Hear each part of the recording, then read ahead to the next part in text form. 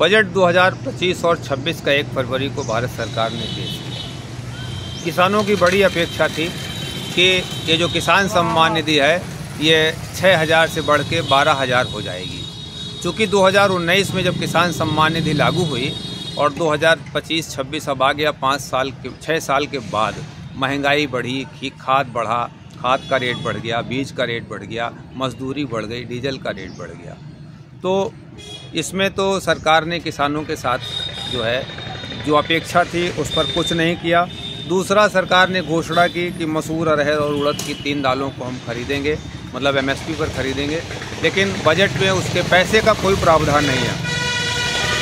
ऋण के बारे में, किसान क्रेडिट कार्ड के बारे में सरकार ने घोषणा की कि अब किसान क्रेडिट कार्ड की लिमिट 3 लाख से बढ़ाकर 5 लाख कर दी जाएगी।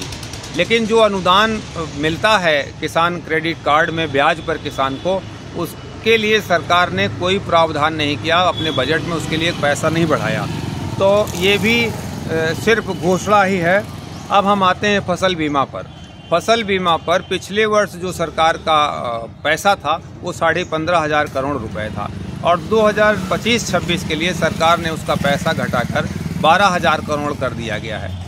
तीसरी जो सबसे बड़ी बात है, 2019 और 20 में फसल के लिए, किसानों के संदर्भ में जो बजट में प्रावधान था, जो एलोकेशन था, वो 5% था और 2025 और 26 के बजट में ये घटकर 3.06% रह गया है। तो ये बात समझने योग्य है कि अगर पैसा कम कर दिया गया और महंगाई बढ़ गई, बजट किसानों का जो एलोकेशन था वो आधा कर दिया गया और महंगाई 2 गुनी बढ़ गई। हम इसको ऐसे समझ सकते हैं कि जब 2019 की अपेक्षा 2026 में किसान के लिए 1/4 बजट में हिस्सा रह गया, तो ये किसानों के साथ 2025-26 का बजट एक बड़ा धोखा है।